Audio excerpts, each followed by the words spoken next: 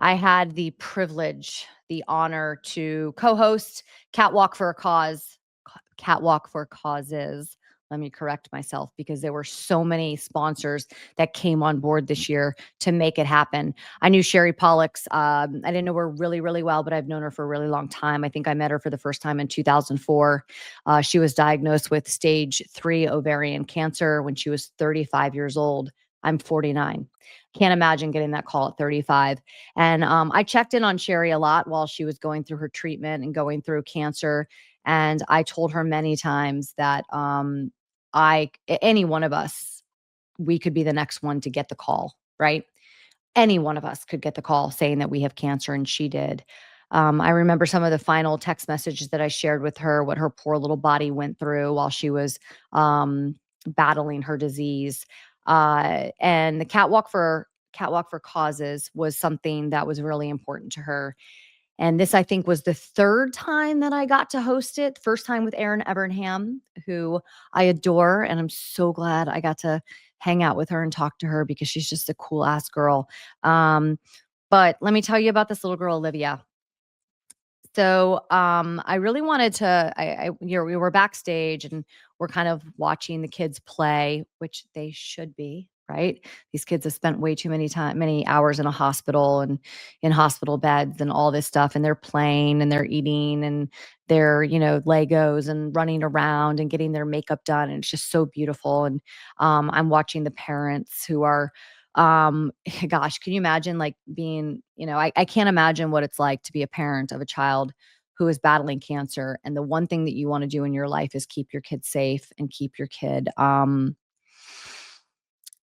from hurting, and you can do very little. And so I have a lot of empathy towards those parents. And there's one little girl caught my eye. Her name is Olivia. I think she's turning 4. She has leukemia. She loves to go to the pool, and to the aquarium. She dances really well. That's what her bio says. She wants to dance. And then what does she want to be when she wants to grow up? She wants to be a princess. That's what she said.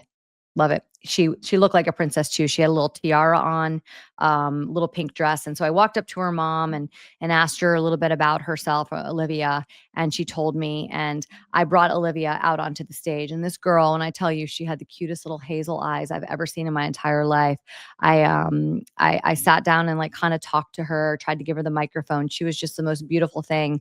I got a message from her mom. It said, "Sarah, thank you for sending this. By the way, I hope you don't mind that I'm sharing this." It says, "Hi," this is on Instagram. "Hi, Olivia's mom here. Thank you so much for sparking joy and acknowledging the courage in my itty bitty fighter. It was a night of love and support we will never forget." Sarah, Olivia, thank you for, giving me support and courage through your courage. It was a night that I will never forget. It was a night that I am so grateful to be a part of anytime I can be a part of it.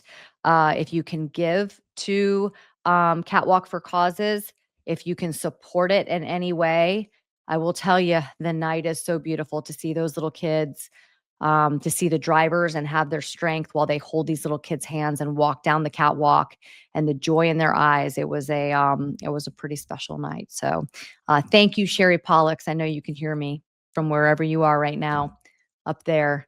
Thank you for starting that, and thank you for your power in supporting these young kids.